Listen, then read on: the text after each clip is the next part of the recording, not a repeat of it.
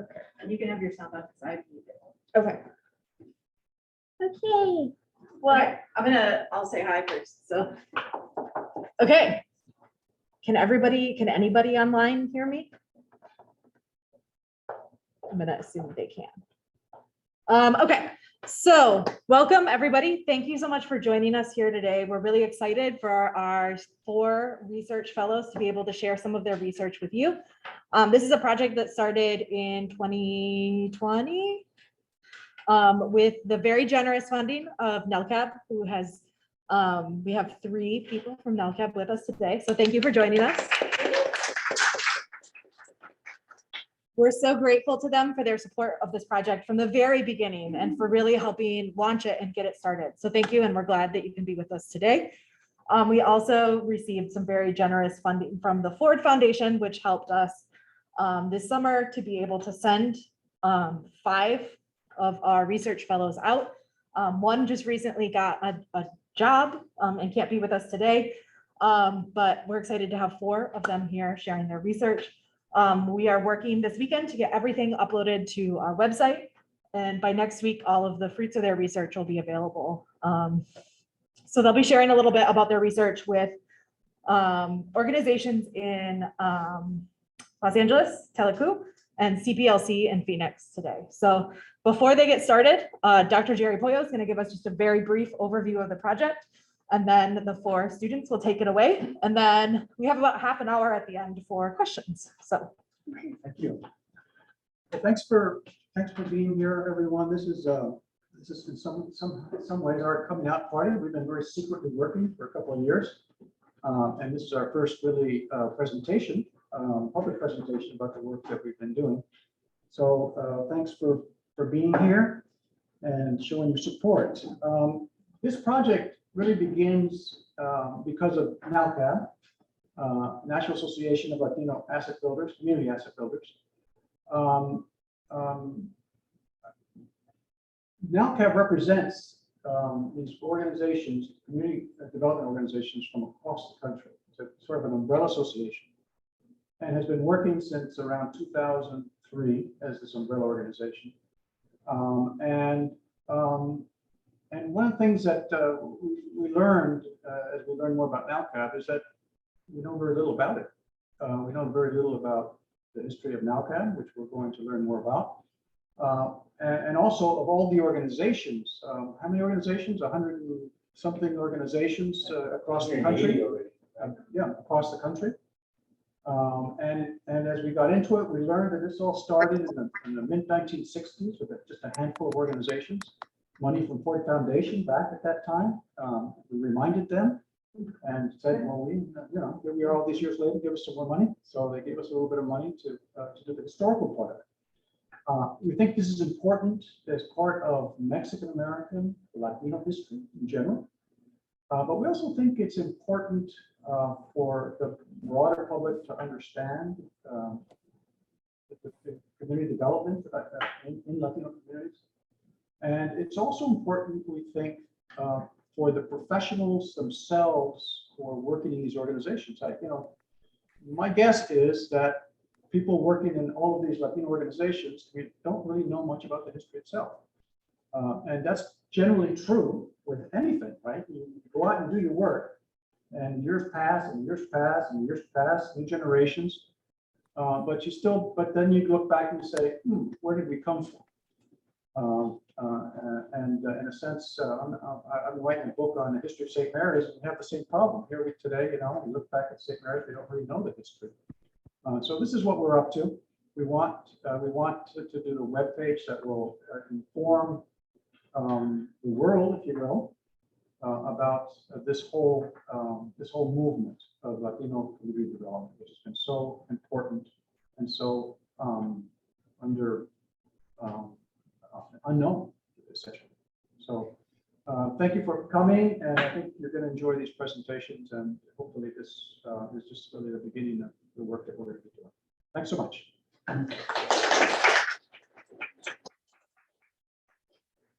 All right, so to start, I'm going to take this off so people on Zoom can hear me better.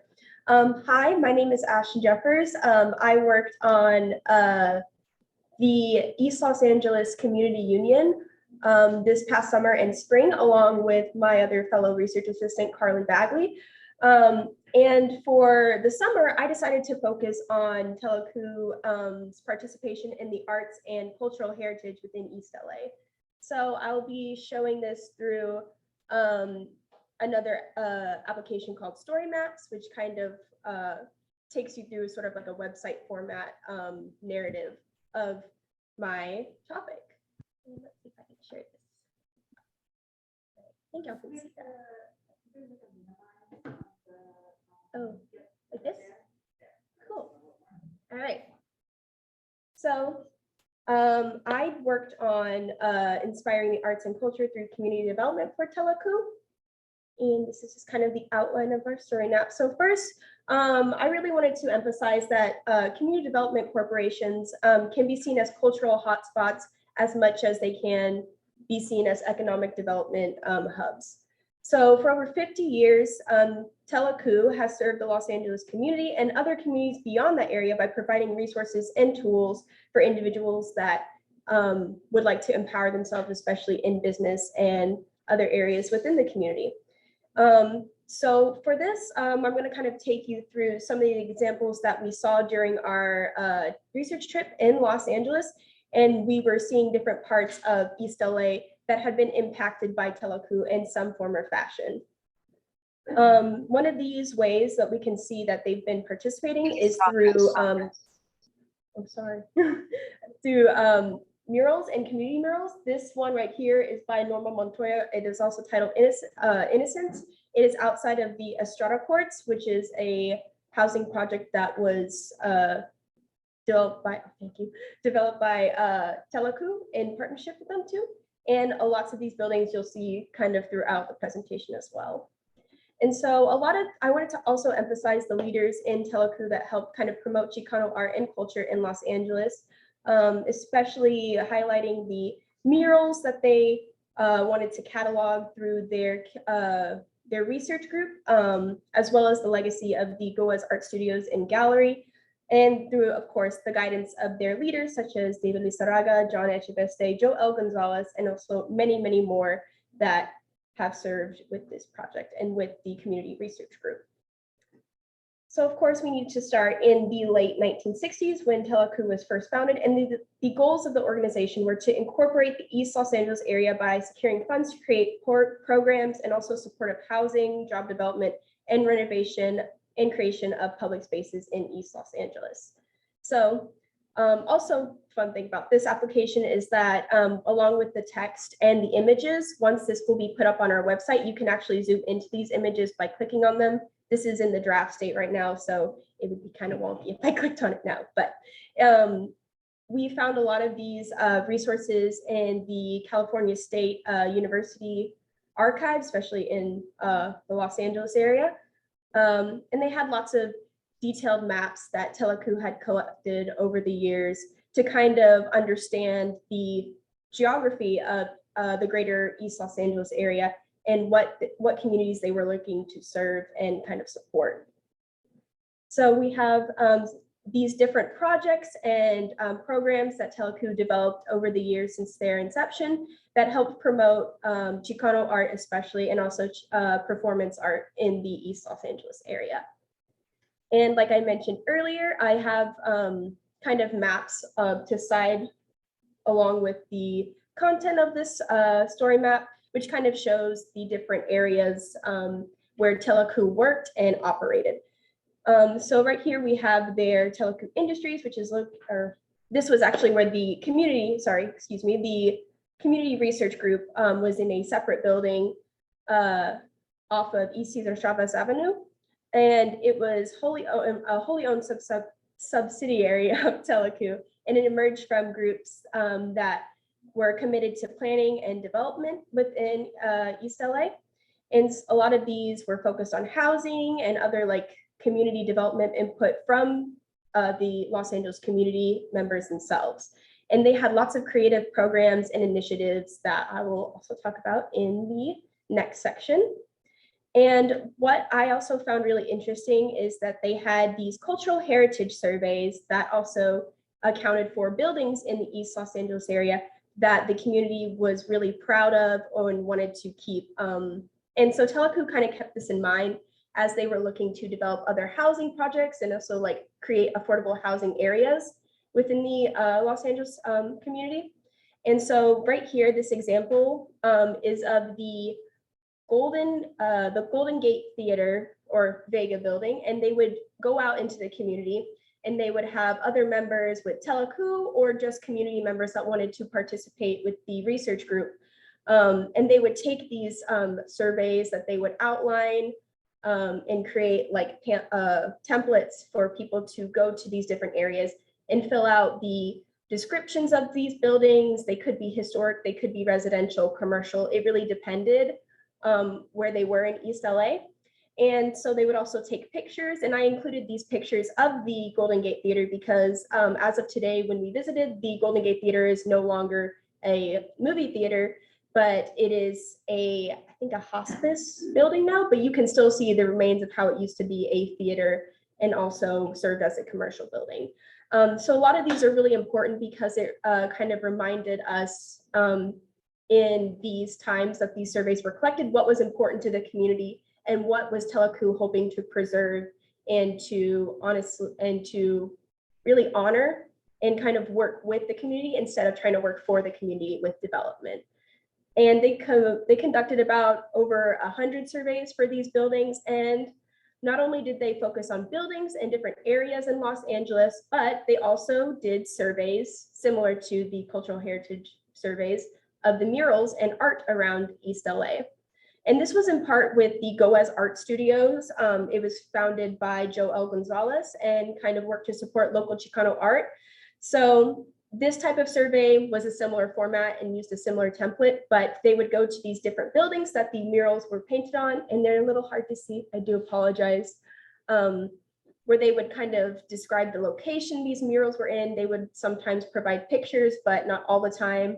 And they would describe who painted the mural, what the mural was supposed to represent, what was the meaning of it, and also show like the date of the photos and especially if the mural needs to be renovated and what condition it was in.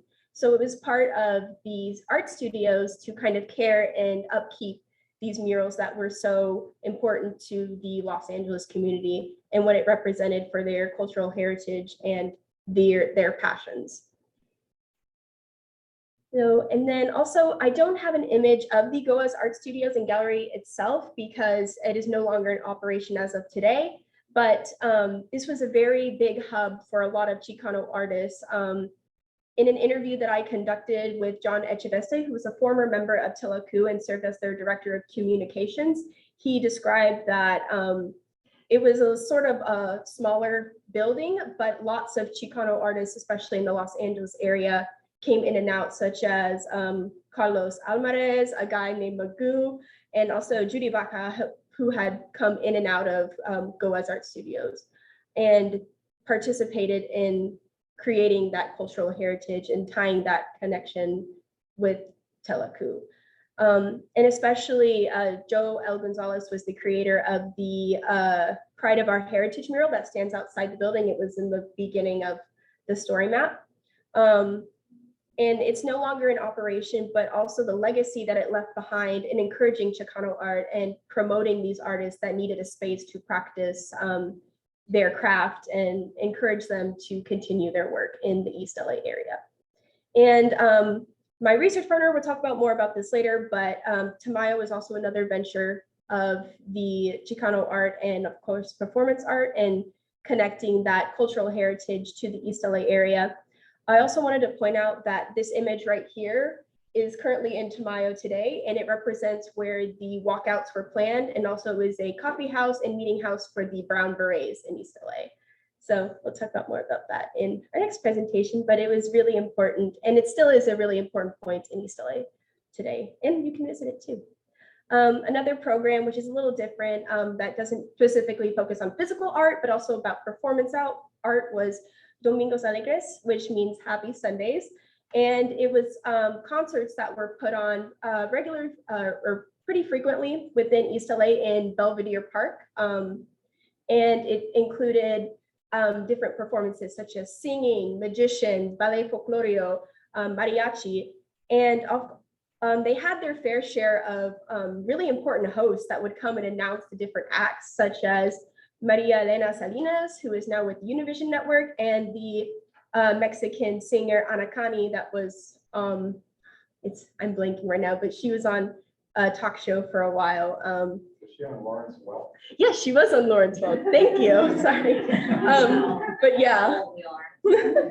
I'm so sorry. Thank you for that. But yeah, and John Echeveste also helped kind of put those programs together, and it was a super big hit within the LA community. And also, it also came to them at no cost. Anybody could come and give support to these artists. And so then I kind of had this section about how this kind of legacy of Chicano art and cultural heritage is continued today. Some of these programs are no longer in operation with Teleku, but it also speaks to the legacy that they leave behind and the impact that it has left on the East LA community. So it was able to reach different age groups and different people with certain talents in East LA and provide mostly spaces and support for those talents and those interests to flourish. And here we have the picture of the Maravilla housing project, and also wanted to leave y'all with this image right here, which is another mural outside of the Estrada courts, and how another interesting find that I thought was really interesting when we went was that we were given a tour of Teleku Industries and of course around East LA, and it was interesting to see how a lot of these murals that had been created in the early 70s, late 70s are still mostly untouched. But it's because that they are valued by the residents of the community, and it speaks to a lot of their heritage. And Teleku is very aware that the preservation of Chicano art and performance art is important to economic development and also meeting residents where they are rather than trying to do things for them and work alongside of them. And so economic development is one of these first steps for the public because it shows how a lot of this other technical things such as like housing and public projects can be taken in their own hands and used to kind of craft what they would like to see, what they feel is important. And I think Teleku really helped supported these cultural spaces and these voices and uplifted these voices because to them, it was also really important because they were coming from these similar communities that the residents were in. And they really wanted to congratulate these efforts and promote them because even if, like, for example, their members would go off and do other projects and develop other organizations that were similar to promoting Chicano art, performance art, cultural heritage, they still keep those connections with their members and former members because that is something that they believe into, and it is part of their mission as a CDC to continue these projects and to continue uplifting these voices no matter what form that they take on. So, thank you.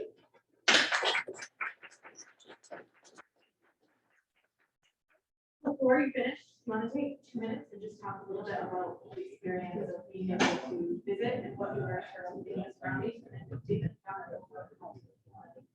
I'm sorry, can you say that last part again? John are on the call also. Oh, okay. So just a quick thing of when we visited Los Angeles, I had never been to the area or to California in general. And I think it really puts into perspective, especially geographically, where things are and where Teleku is coming from and who they are reaching out to.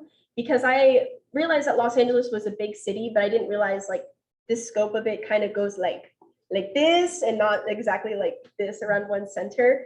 But it really shows how they know so many people in the community, even today, after 50 years later from Teleku's inception, how it was helpful to reach out to these individuals, to go see the places in person, to see the legacies they left behind. Because as we saw in our trip, some of these buildings and these programs are no longer continuing, or the buildings are no longer what they used to be, at least for Teleku's purposes, but people still remember the way that they were utilized and the impact it left on them emotionally, mentally, and also kind of inspired other people to understand that their community can work for them, and it's not just they're living in a place where everything is operating out of their hands.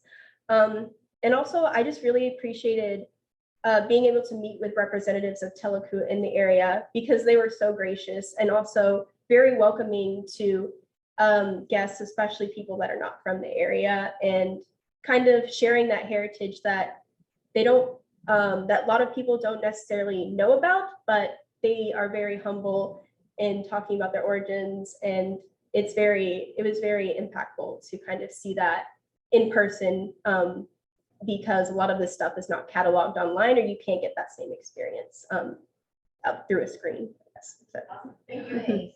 Thank you. Okay.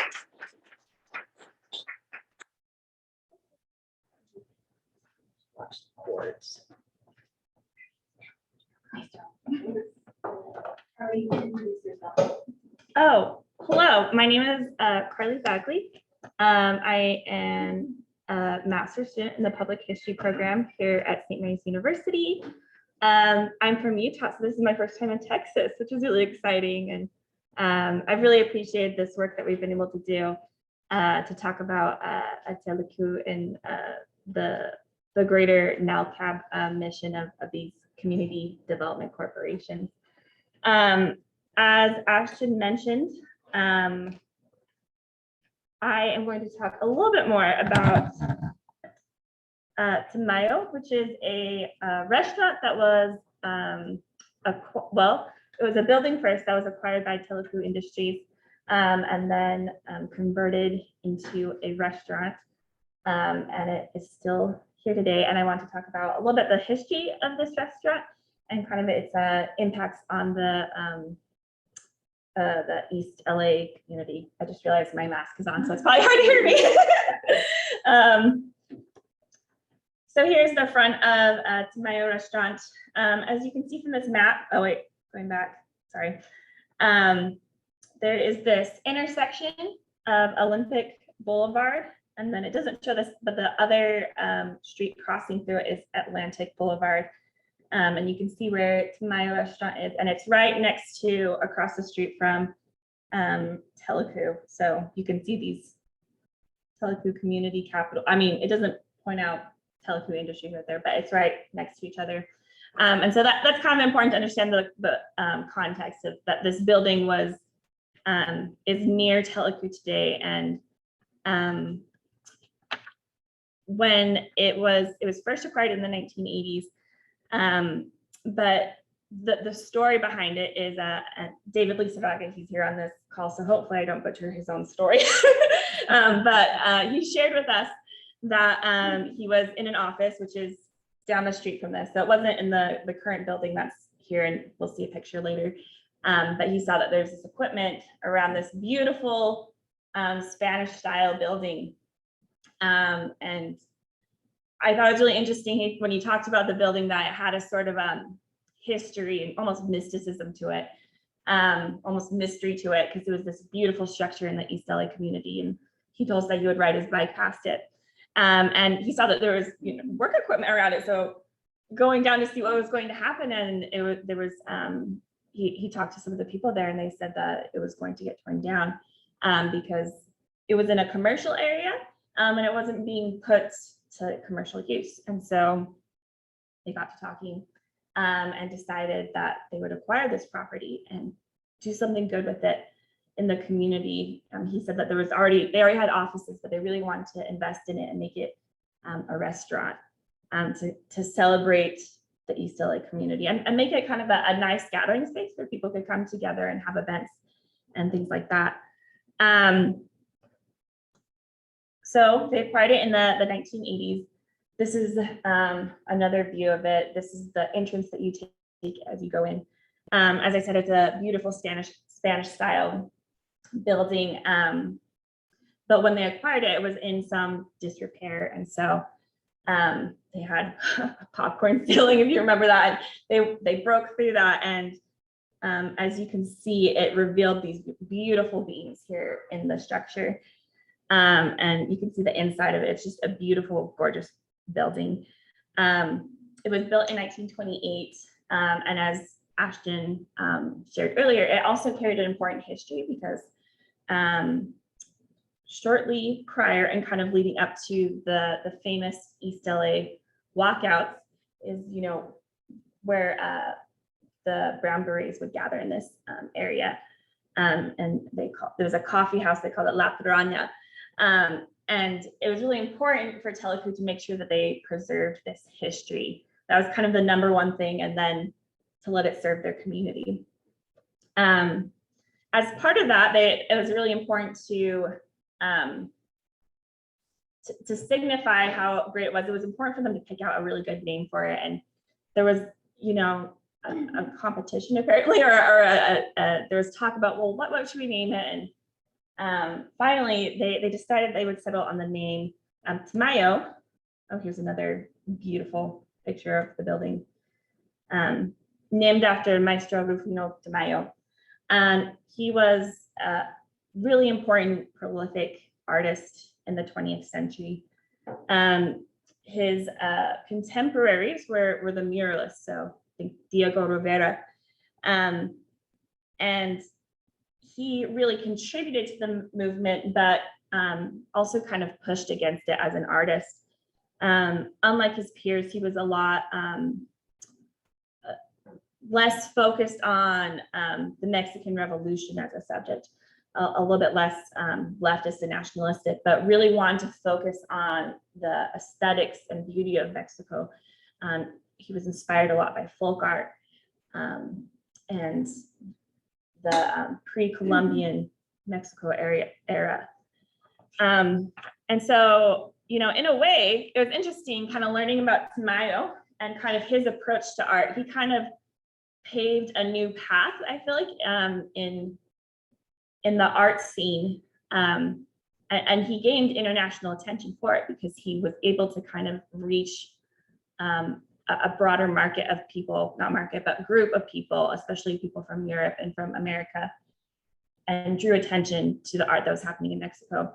In a way, it was interesting. I kind of felt like there was some parallels between Tamayo's approach to art and also a Teleku's approach to art, and kind of the way these community development corporations work to foster and help the Latino community. Like Tamayo, I feel like Teleku has really worked within the system to have a more moderate approach to helping people and finding kind of common ground. And so I hope that makes sense. But I noticed that, you know, Tamayo, he received criticism for that, but today he's regarded as an incredibly important artist. The way that the story that came to be for why Tamayo was chosen as David Lizarraga had been able to have a meeting with Tamayo and gave the pitch of a lifetime about why should we name our restaurant this, and it moved Maestro Tamayo to tears, and he said that there's a great restaurant in Mexico City named after Picasso, and now there'll be a great restaurant in Los Angeles named Tamayo. I want to talk, oh, those were the similarities. Here's a picture of David Lizarraga over here on the right side, and then Tamayo on the left. I want to talk a little bit about how Tamayo as a restaurant contributes to the East LA community. I'm glad that Ashton talked a lot about the way that Teleku supports culture in the East LA community, and I think Tamayo definitely does that. It's sponsored many events, many gatherings. The restaurant, you can see that there's paintings inside of it. Go back for a second. You can see those. These are Tamayo originals right here. Beautiful watermelon. He loved watermelons as a symbol of Mexico. But also, if you look up, you can see where that balcony is. If you go over there and you turn over, there's a place over there where there is an art gallery, which is where art is featured from people in the community. In that way, Tamayo really supports the East LA culture scene as well. like I mentioned earlier, Tamayo supports history and preserving this area. You know, at the time, there wasn't any legislation that would protect this building that was built in 1928. So it's almost 100 years old. And in that way, they've been able to support them. It's become a community center. It's become a nice place where people can come and have quinceañeras and weddings and other art gallery events and things like that. And I think probably one of the most important things about Tamayo is that it employs people from the community. And one of the greatest things I feel like that stuck with me is talking to David Lizarraga and his partner, Jose Villados, is they talked about how that there are many people who work at Tamayo. They have children who work at Tamayo. And then they learn about Teleku and their mission, and some of them become recipients of scholarships. And then they go on and are able to have great jobs in the community and work in the public and private sector. And I think that's one of the great things is that this is a place of joy, but also can help bring in revenue. It can help people find opportunities in the East LA community. Currently, Tamayo is no longer owned by Teleku. It transferred ownership to Humberto Veloso, who's a wonderful person that we also met when we were in East LA. And it's great because he had managed the restaurant for years and shares very much the same vision as Teleku as well. And they continue to have a wonderful, friendly partnership because they're right next to each other. I wanted to also share some observations that I made while in East LA. That's me, that's Brenda. She's one of the wonderful people from Teleku who showed us around. And then there's Ashton again. One thing, and I know that Ashton pointed to this, is I noticed that there really was an interconnectedness in East LA. And I'm sure it's like this with a lot of community development corporations. You know, I'm trying to think of a better way to phrase it, but it felt like there was something where people would almost like graduate from their work in Teleku. They would learn great life skills, important things about leadership, and how to manage projects and the corporation. And then they would go on to create wonderful things in the community. Very often, we would meet people and they'd be like, oh yeah, I know that person. I worked with them years ago. And I think for that reason, it's really self-sustaining and helps people gain skills in the community. And it does create and foster more community as well. I think for that reason, I really appreciated the opportunity to actually travel to East LA. I think it's one thing when you learn about it and read a bunch of things online, and it's another thing to experience the community on foot. And we learned that it was really important to ask people who they knew because it was so interconnected, and people were so genuine and kind and willing to help us. And they would, you know, tell us to someone important that we could contact. And they would also give us like wonderful food recommendations. Like everyone was incredibly gracious and kind. And, you know, it's interesting because Los Angeles kind of has a reputation for being a place of Hollywood and, you know, maybe a little bit vapid and shallow, but it's interesting going to East LA, meeting so many kind and wonderful people who were just genuine and authentic and incredibly kind and willing to share their history with us. And it was really special to meet such wonderful people and to be in such a special place. So that's my presentation. Thank you.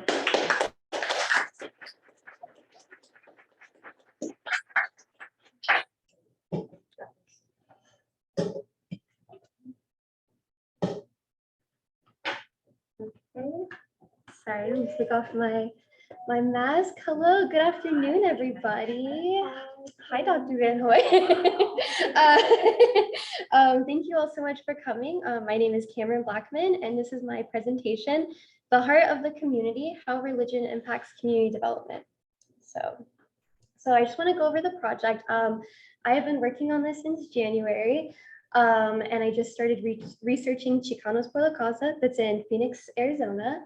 So the first thing we did, of course, the goal is to recover and share the stories of Latino community development corporations. And the second was kind of like analyzing important themes and concepts from the history of Chicanos por la Causa. And in that, there were so many different routes, there's so many narratives that we wanted to explore and share. And from there, I found the biggest one was how religion ended up being such a huge base for the local activists in the community, but also led to the creation of CPLC, Chicanos por la Causa, as well. So I further wanted to explore that. And that led me to kind of looking over these other themes and concepts. So noticing, starting in the National Chicano movement, seeing there's community organization and mobilization, and how religion was like a mechanism and a route for a lot of people to do that. Another kind of constant theme that I saw too, a lot of us noticed that there's a shift from the young radicals that started in the Chicano movement and identified as Chicano as a change of just being in the Mexican American community, to how these large Latino community development corporations operate today, which are large corporations. Like CPLC started in Phoenix, Arizona in the Golden Gate barrio, but today it's all over the nation, and there's even some in Texas as well. So I got to these research questions that I wanted to explore as we did our field research in Phoenix. So first I was asking, what is the role religion and religious spaces have played in activism and community development? And secondly, more specifically, how has religion impacted Latino community development corporations like Chicanos por la Causa? Okay, so I mean, we were able to really dive deep into that when we were in Phoenix, but first I just wanted to introduce a little background on it, and the communities are there. So as you can see, there's a map of the many barrios in Phoenix from 1940 to 1960 that was made by a local artist. And you can see in the bottom here in that corner is the Golden Gate barrio, which is where CPLC formed and where the Sacred Heart Church is home to. So by 1930, large populations of Mexican and Mexican Americans were segregated into these neighborhoods or barrios. Another turning point for the Chicano movement is that a lot of Mexican Americans were drafted or just wanted to go be a part of World War II. And so these veterans come back from fighting, and they're still not seen as equal as white people in Arizona and just nationally as well. So there's that where that huge spark and inspiration is to want the same rights. In some oral histories, they would say, we fought together, why can't we swim together? Why can't I live in the same house as you? So a lot of that too. And I also wanted to make the point that a lot of these neighborhoods, it was very agricultural and rural communities until 1970s. And that's a very big aspect of the story of the Golden Gate Barrio, CPLC, and the Sacred Heart Church. Because Phoenix is considered a very young city. It was not urbanized until about late 1970s, 1980s, when the city started expanding to create the large airport, Phoenix Sky Harbor International Airport. And that actually displaced over 6,000 people in the Golden Gate Barrio and all of these surrounding as well. So another point why the trip was so significant is being able to go see the church and CPLC headquarters, which is only a mile away from Sacred Heart. But when you go there, it's completely barren. There aren't the same, there's a few houses, but most of it's gone. It's been bulldozed away. And you can see how close it is to the airport and how the airport has impacted the neighborhood that was once there for decades. And so a major icon that's part of the Sacred Heart Parish was Father Albert Braun. And it's important to know that he was one of these veterans that came back from World War II, and he actually started in Texas. He was a chaplain in the war.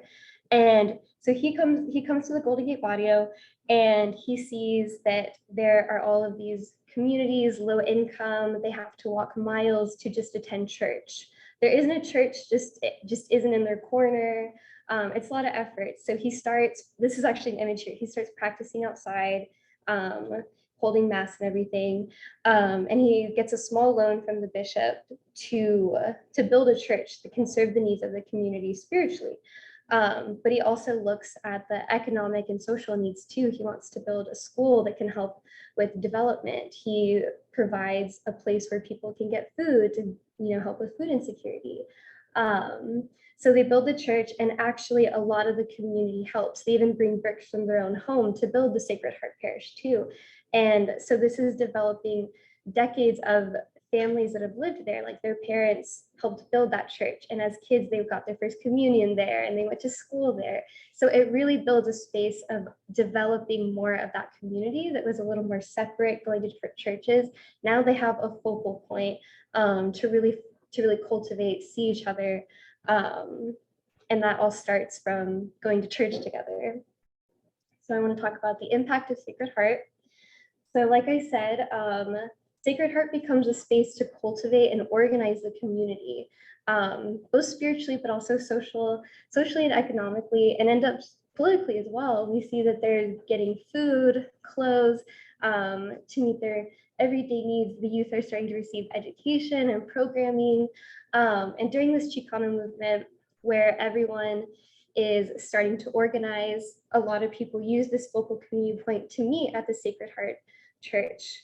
And at the same time, there's students at Arizona State University campus, the Mexican American Youth Organization. They're starting to advocate on campus, but that starts to bleed over into the community, and they start going to Sacred Heart as well. And we see a lot of overlap in the names of people that attended Sacred Heart as people a part of the community, people building other local initiatives together. And right here in this image is Santa Rita Hall, which is part of the Sacred Heart Church. And so I see spaces in this too, because a lot of Sacred Heart donated spaces for people to meet and talk about injustices locally, but also meet together to cultivate plans and strategies on how to approach these injustices. So like creating walkouts, how they were going to approach that. Who are they going to contact locally? Becoming more civically engaged too, as well, figuring out like who is their point of contact in order to reform the issues they were concerned about. So this was a space of political education, cultivation strategy. It was all very strategic. And then another aspect of this is that they provided space for the early CPLC programming, because a lot of the early CPLC creators, which was done by the community, and it's cited so because it really started with Sacred Heart Church. It was a lot of people that went there regularly to practice, and it was ASU students that started hearing about like, hey, there's people getting politically involved here. And so that really does start with CPLC, and they had given the Santa Rita Hall too for CPLC as well. And Cesar Chavez actually fasted at Santa Rita Hall in 1970s as part of the boycott. So earlier, as I was saying, the city had bought a lot of land to expand for the airport. So since the 1980s, families have been forced out of the Golden Gate. And the Sacred Heart Church is the last remaining building from the original neighborhood. And when you go there, it is really the last one standing. And so these preservation efforts are done by the Bronze Sacred Heart Center, which actually includes a lot of people that originally attended the church growing up, some board members from CPLC. Of course, CPLC is involved, and American Post Legion 41, which is really focused on Mexican American veterans for World War II. So all of these efforts are interconnected, and they're fighting to protect the land the church is on, but make sure it's preserved in the way it was originally built by the community, because it is considered a symbol. So my conclusions from this project, because Catholicism is important to Mexican American culture, but also in providing safe spaces and cultivating community, like what we've seen with Sacred Heart. They are able to support the community and meet their needs involving liberation and social and political action. And we also saw that there are other Latino community development organizations that have very similar origins and religious connections and values that continue from their origins to the present. Okay, so lastly, I just wanted to give a few big thank yous to Dr. Rick and Dr. Poyo for letting me on this project. Of course, NELCAB and the Ford Foundation, my research team, and I wanted to thank everyone in Phoenix, Arizona who helped with our travel. Abe Arvizu Jr., Dr. Pete Demas, Juan Alvarez, Tommy Espinoza, Geneva Escobedo, Dr. Christine Marin, and the wonderful staff at Chicanos por la Causa for helping with the project. Thank you guys.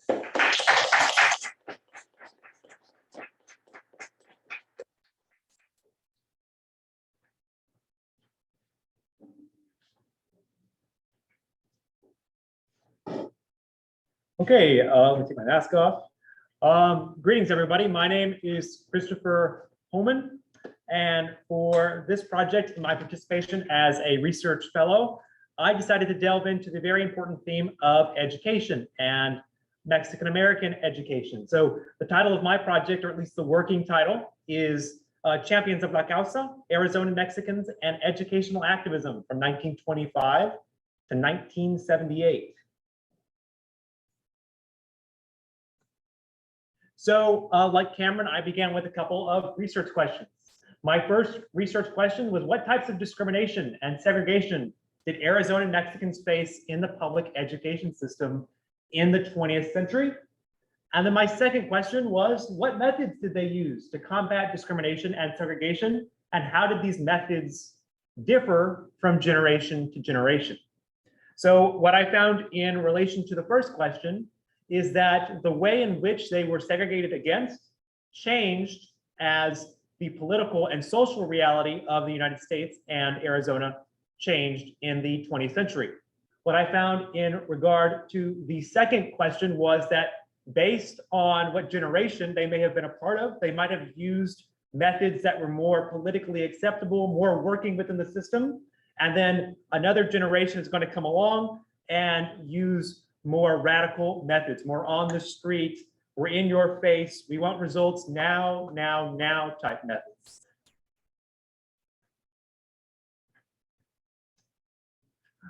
So first we're going to start with a little bit of background. So educational discrimination and segregation against Arizona Mexicans was not explicitly enshrined into state law through the 1912 state constitution. This was different than the way it was for African American students. In the 1912 Arizona State Constitution, African American students were explicitly forbidden from attending school with white students. This was not the case with Arizona Mexican students. Arizona Mexican students were technically, for legal reasons, considered white. Therefore, discrimination against them was more according to local law and local custom. So you might have a city or municipality government make those laws. You might have a school board even make those laws, but they were not enshrined into state law through the state constitution as they were with African Americans. However, this does not mean that discrimination and segregation was not a common fact of life for many Arizona Mexicans across the Cactus State, because it very much was.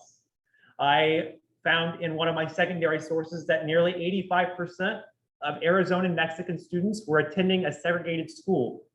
85% were attending a segregated school by the 1930s. So even though it wasn't explicitly said in law, it was still very much a part of custom and a part of local and municipality law and school board law.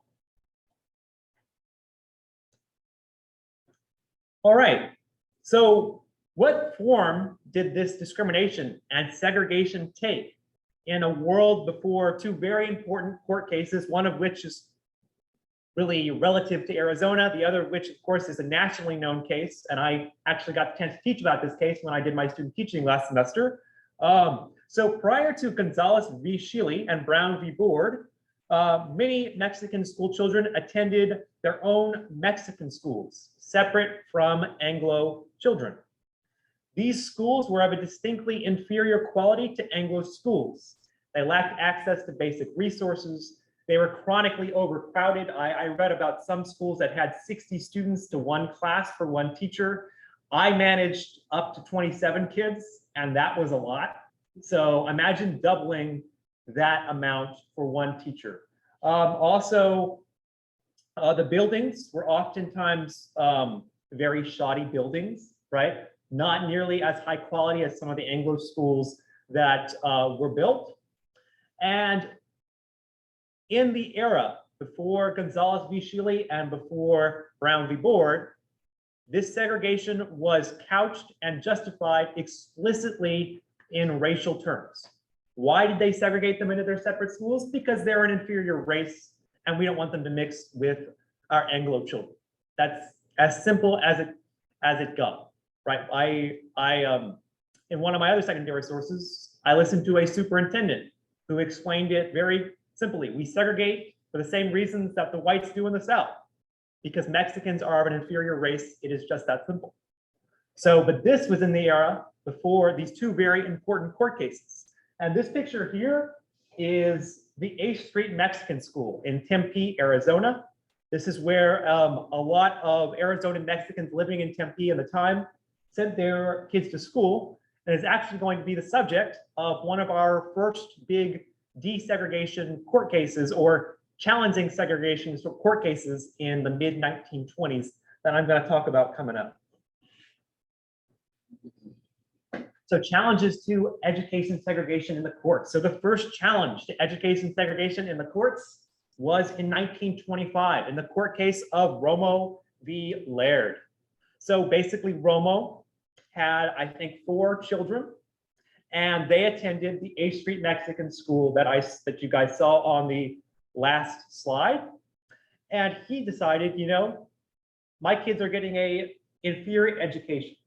That school was not living up to that doctrine of separate but equal, right? So he decides to sue, and he actually won his suit. However, he wanted to integrate his children and other Arizona Mexican children into a all Anglo school that was also in Tempe. That's not what he got. The court agreed with him that the education his children was receiving was of an inferior quality, but they did not integrate that Anglo school. The problem they found was that at the 8th Street Mexican School, all of the teachers were not certified. They were all student teachers, getting ready to be certified, but not yet certified. So the courts basically said, well, if you want to make the education separate but equal, all you have to do is hire certified teachers to teach at the 8th Street Mexican School, and then you'll have an equal education. So he wanted integration, but he didn't get it. Nevertheless, though, Romo v. Laird was the first serious challenge to education segregation in Arizona. The next big court case, and one that is really going to set the tone for the next 2 decades or so after it, is the case of Gonzalez v. Shealy. So in Gonzalez v. Shealy, the court ruled that discrimination based solely on race was unconstitutional. And this was at a time when discrimination based solely on race in education was starting to be a little bit less acceptable. People were starting to kind of look at it and say, yeah, that's not right.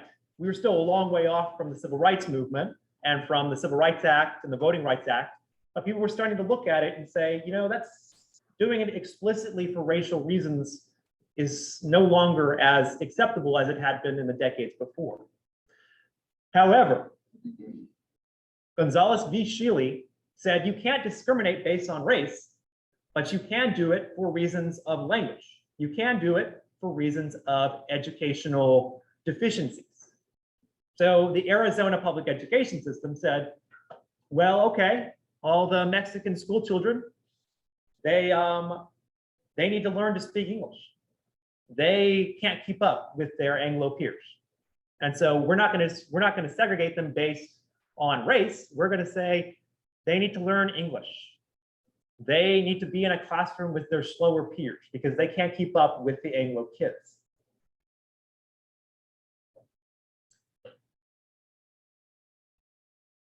So the result of this was that many Arizona Mexicans, those who could speak English, those who were fluent in English, landed up in language classes.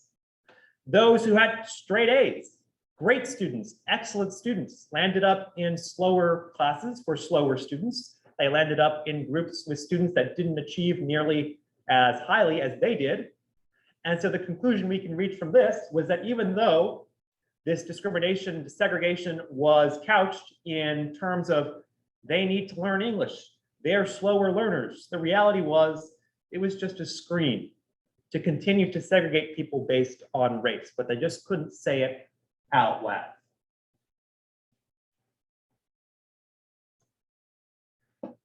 So that was really through the 1950s. So Gonzalez v. Shealy and eventually Brown v. Board overturned partially and entirely the doctrine of separate but equal. But I found that even as we got into the 1960s and 1970s, the Arizona public education system continued to fail Arizona Mexican students. Dropout rates were very high. In some counties, like in Maricopa County in 1970, 70% of Mexican American students would not complete their high school diploma.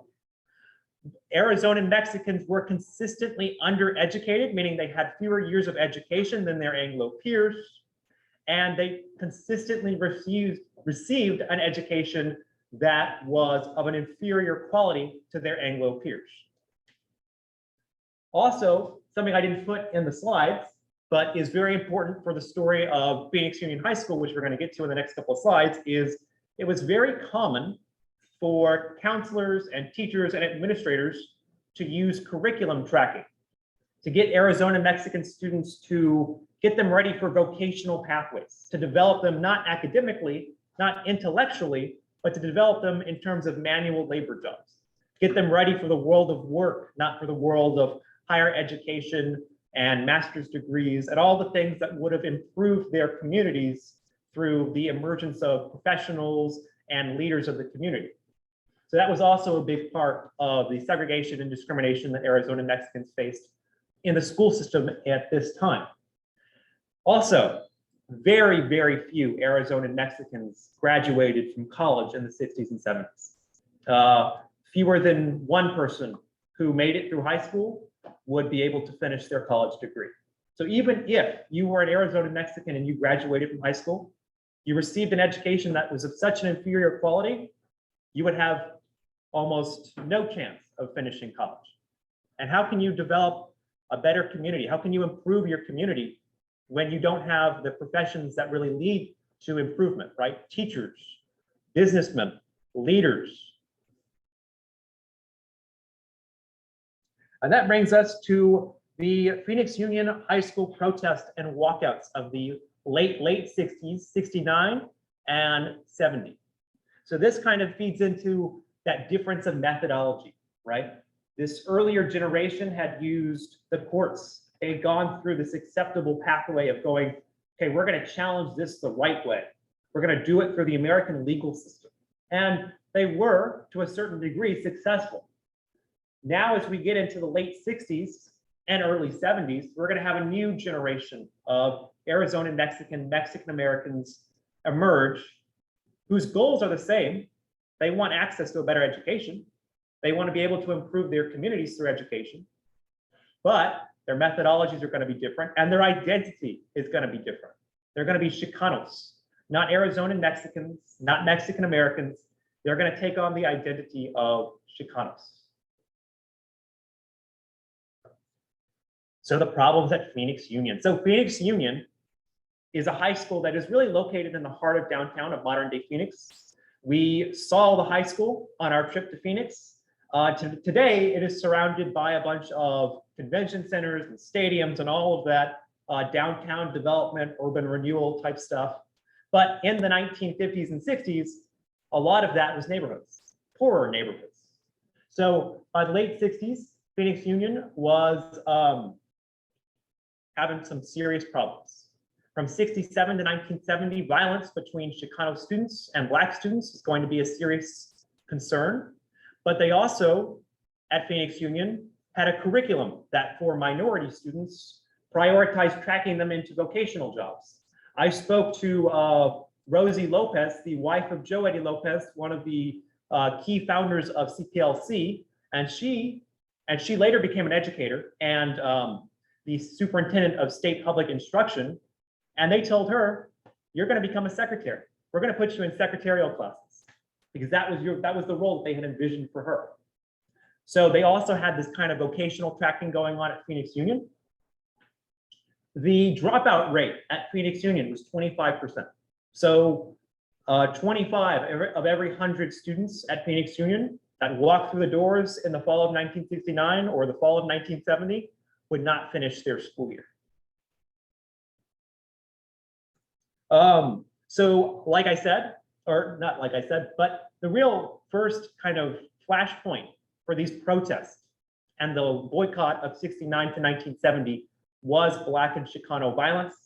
The students were getting into confrontations with each other, stealing lunch money, things of that nature that went on. And this is really the issue that initially mobilizes the Chicano activists led by CPLC leaders like Joe Eddie Lopez and Alfredo Gutierrez.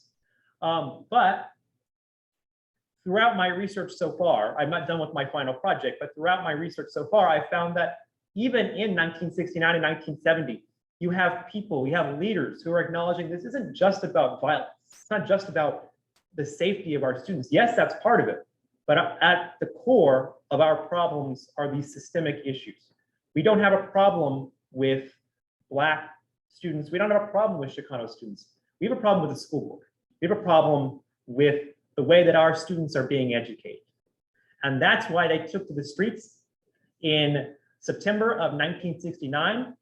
CPLC activists led by Joe Eddie Lopez organized a protest, which started at Santa Rita Hall, which Cameron talked about in her presentation, and made it all the way to Phoenix Union, then went from Phoenix Union to the city municipal building, the Phoenix Municipal Building, and then went to the state capitol. Some of their demands were, they wanted more Mexican-American teachers. They wanted more Mexican-American counselors so that the professional makeup of Phoenix Union, the faculty and staff would better represent the community that they were teaching. And then in 1970, because many of these demands were not met in the fall of 1969, in the fall of 1970, the next school year, the same kind of violence breaks out. And once again, you have this people saying, yes, violence is kind of the issue that got us going, but the real problems we have are deeper. The real problems we have are with the high school system and with the school board. And so in 1970, instead of just doing protests, they organize a walkout and a boycott. The boycott begins in mid-October, I think October 13th, 1970. At the height of the boycott, there were 50% of Phoenix Union's enrollment was not attending classes. They were actually attending classes in Sacred Heart Parish and Immaculate Heart Church. The boycott ends in November 2nd of 1970. And unfortunately, the changes that they wanted to be made, it seems like they may not necessarily have worked the way they wanted them to, because Phoenix Union actually shut down as a high school in 1982. So only about 12 years after the boycott and protest of 69-70. And that is the conclusion of my presentation. Thank you.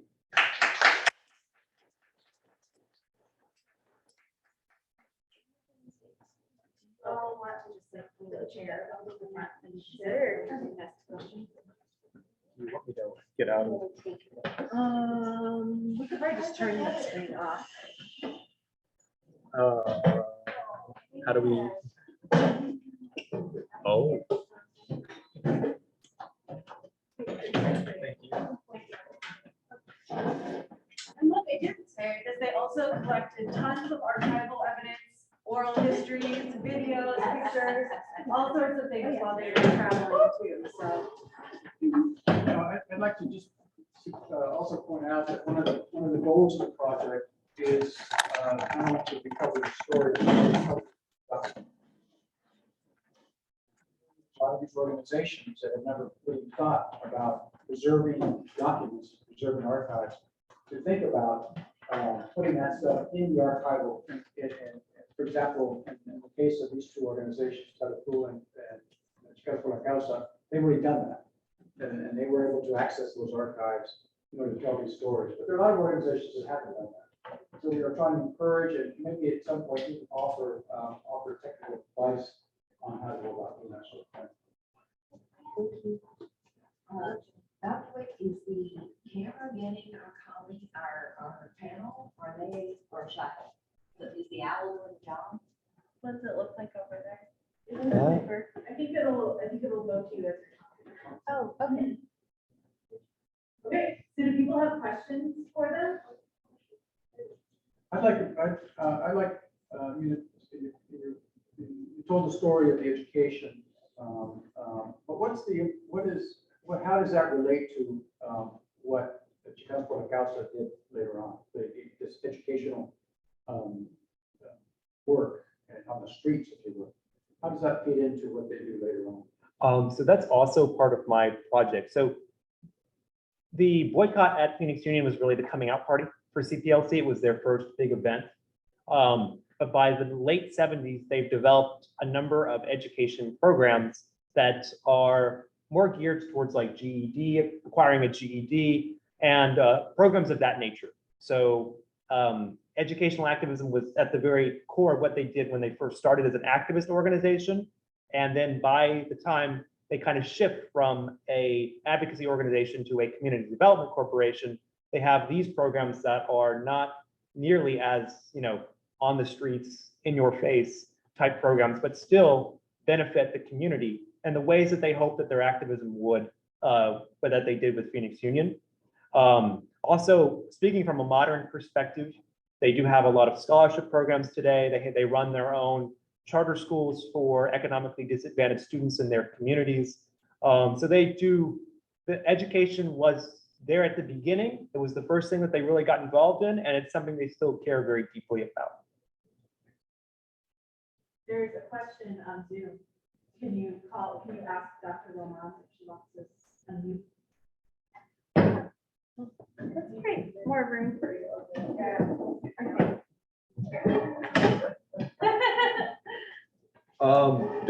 Dr. Roman? Oh, never mind. She asked it in the chat. So her question is, Ashton, did you find that educated parents were more inclined to use the legal process in the early years? For me? Yes, but maybe Christopher, because it said Ashton's voice. So did educated parents, were they more inclined to use the legal system? Yes. I don't know an answer to that. I don't have an answer to that question. From what I can tell from cases like Romo v. Laird and Gonzalez v. Chile, they weren't necessarily brought by young professionals or Mexican-American professionals, but they were brought just by ordinary citizens who wanted to make a difference. I don't know if they were professionals or not. I know in the case of Gonzalez v. Chile, it was the same kind of deal. They were just activists who wanted to end segregation based on racial lines. I don't know if they were professionals like teachers or lawyers of that nature. I have just kind of a logistical question. How far is the high school from Sacred Heart? Oh, it's not far. It was about maybe 2 or 3 miles away. It's interesting now because when we traveled there, everything was so connected with like highways. Everything feels like it's like 2 minutes away. But they told us everything's like they would have to walk there. And so it's about like 2-3 miles away. Might be interesting to have a map included. That always helps. Thank you. My question is about Latino CDCs more broadly. So like, based on the research that you did, how do you think this ties into this larger project? Or what sort of areas do you see as potential future ideas for expanding based on how you started? Can you repeat the first part of that question again also? What does this tell us about Latino CDCs? So how can we extend out your research to the larger category?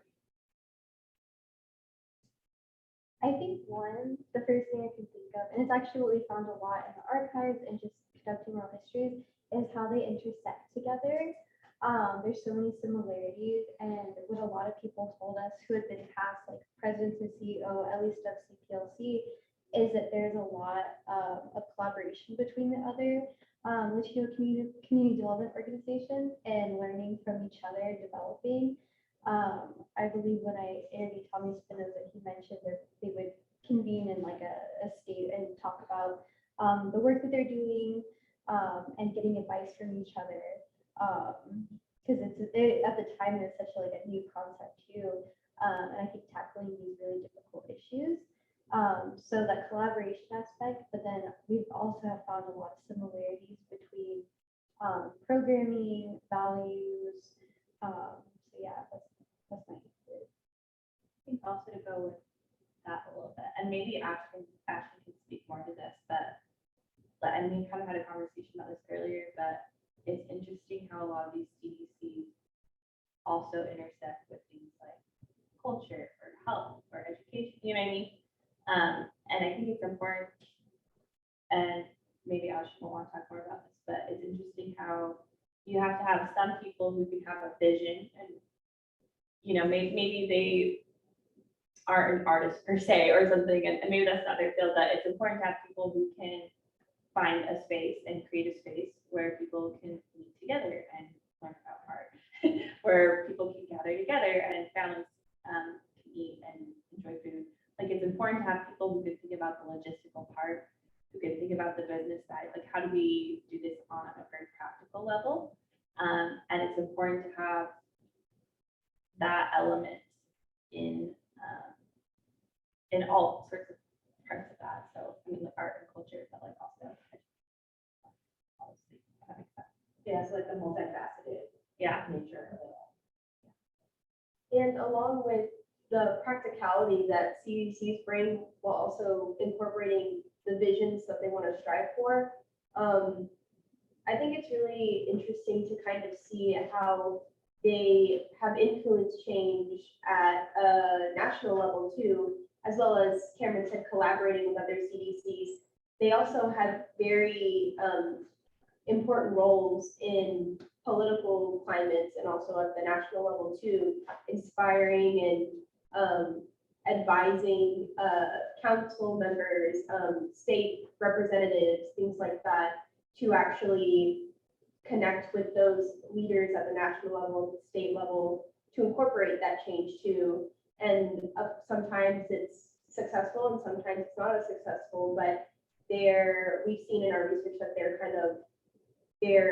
in it to see that what their local community needs or what the local communities need is sought out in the larger sphere that not everyone can access or know how to navigate that world. So that's also very interesting. It's something that I think can be applied to larger concepts and of course other themes that have bigger impacts rather than just what it can impact at the local level.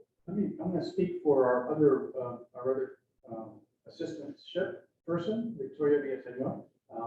Couldn't be with us, unfortunately. She got a job, you know. So she wasn't able to join us. But she did her project has been really a fascinating project, comparing housing, affordable housing, on 3 CDCs in California, and the ways that each of those organizations started their housing projects and how they interacted with each other, and how some of all these cultural things also came into the whole issue of housing. And it's also, if you go to the Resurrection Project also in Chicago, you can see that the murals on the housing units over there. So all these things are I don't know if they came about because there was coordination, or whether they came about because they're all Latinos, whether it was in Boston or whether it was in Chicago or whether it was in Los Angeles or Phoenix. You see similar kinds of things happening, which in itself helps to define this as a Latino CDC movement. But Victoria's work will be up also on our website for some. I think it would be interesting also to document how did these organizations go from what you described to asset building organizations, to where they're now multi-million-dollar nonprofit corporations.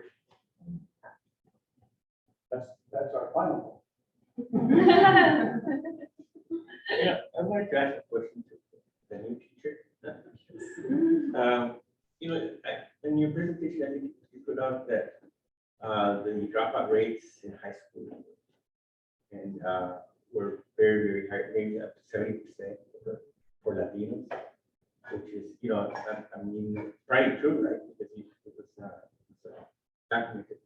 But did you find out what the cause of that was?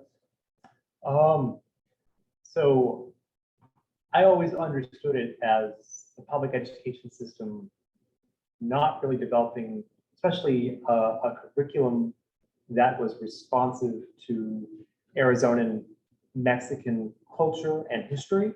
So another thing that is often talked about is, a lot of what they were learning when they were in academic context was, that denigrated their culture, denigrated their history, downgraded them. I've also heard that for students who were not in junior high, they were in high school, the state didn't really provide funding for them to get the supplies that they needed, textbooks, things of that nature.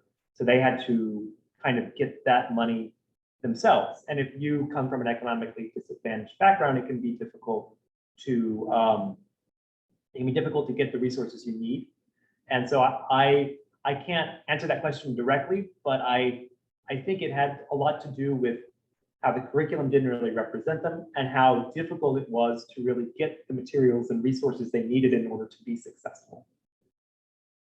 No, myself growing up in the 60s and 70s, being in high school, one thing that I found just from around me was that most of you're right, most of the Latinos dropped out, but it was because they had to work.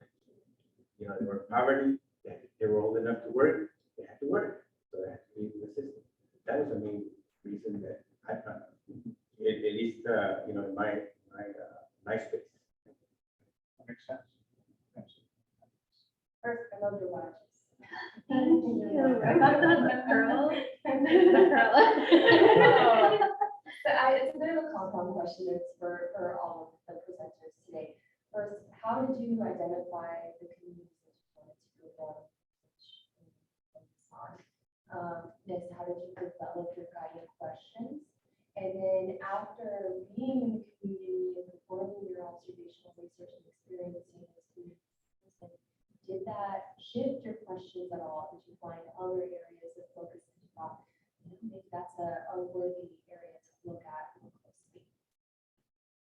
Did you write that down? Yes, I was writing as they come. Yeah, I think so. For identifying these communities, I think it definitely was trying to look at it through a different sort of research lens. First approaching it, I hadn't realized how big of a CDC the East Los Angeles Community Union was and how much it has grown and changed. So as somebody that had never really tackled this sort of topic, it was kind of like jumping headfirst into the deep end. But it was really interesting to see, especially being able to, for Carly and I to be able to go to Los Angeles to see how those communities operate in real time rather than like reading a description of their achievements on a website or looking at everything they have done in general, like via an archive. So seeing those primary sources and looking about how much they work with locals in East LA and encouraging different jobs in Teleku and starting these different programs.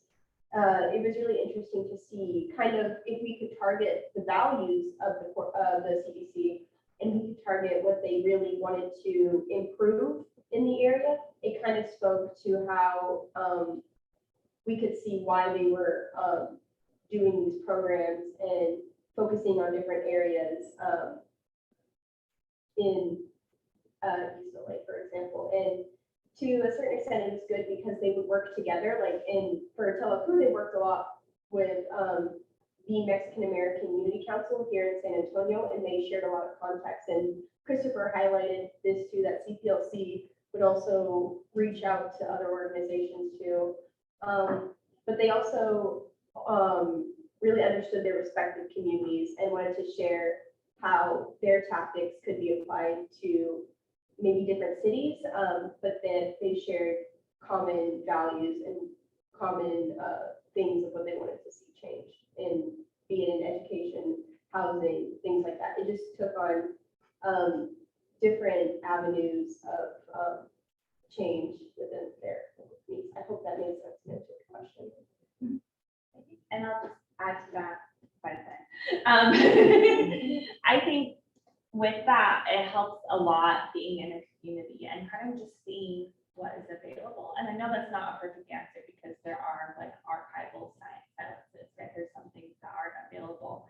But I think with what Ashley kind of alluded to, being able to go somewhere and see what was available, what was documented, I know that that can often spark where to go as a historian. Who do you talk to? And I think also meeting people and being somewhere, you know, Maya was something that I was interested in, and I'm learning a little bit more. What is this place, you know? And actually going there, and it was a real joy.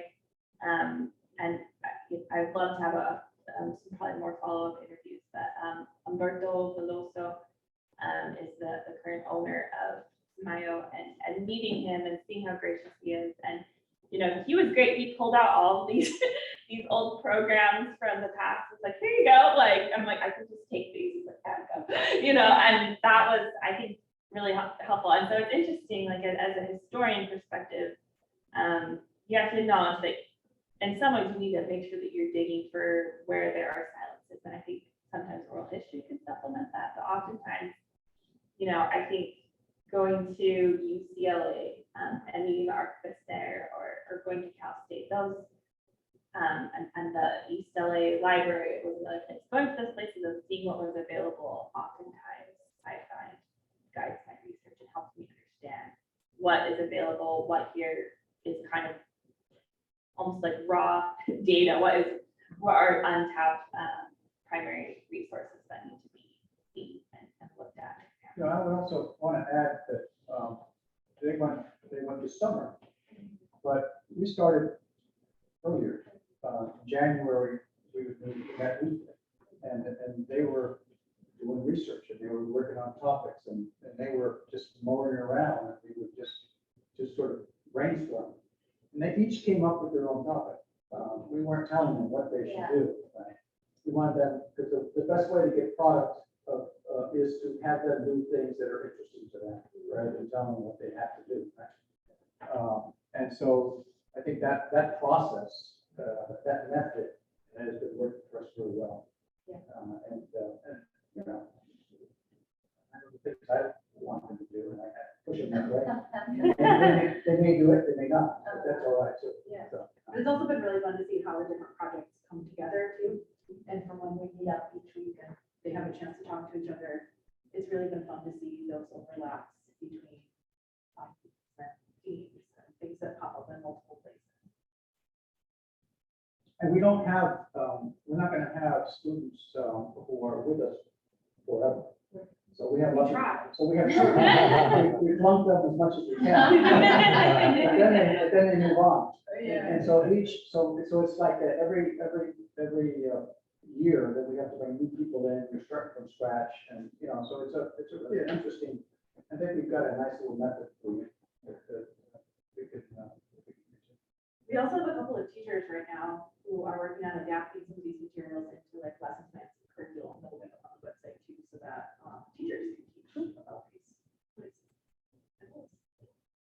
I mean, just what Dr. Boyle said, I think sometimes you come in and Ashley knew way more about telegroup than I did when I came in, because she had been working on this project longer than I had. And so like that was interesting, like playing catch up, and it's fun to see like Ashton had kind of her niche things that she really wanted to, and in a totally good way. She's a good way. She's like very knew what she wanted to look at, and so it was. I think when that happens times, and when you're collaborating with people, you know, like we would go to the archives and be like, Ashton, is this pertinent? And she's like, no, you know. And then I'm like, what about this? She's like, ooh, let me see that, and take the folder away from me and find what she needed. And I think that helps too. Like I think that can also determine what you decide researching on is that collaboration with other people. I mean, there's a quite a bit of overlap between what we both decided to do. So we kind of came up with our own thing. Questions? Did we answer your, that you had a nice, good, big question? Thank you.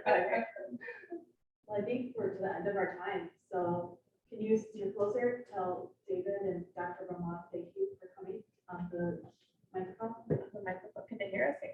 Yeah. just Like, say- right here? Thank Oh. you, David. Thank Thank you. you. Thank you so much. Thank you for. And thank you to everybody who came in person. Yeah. Thank you. Great job.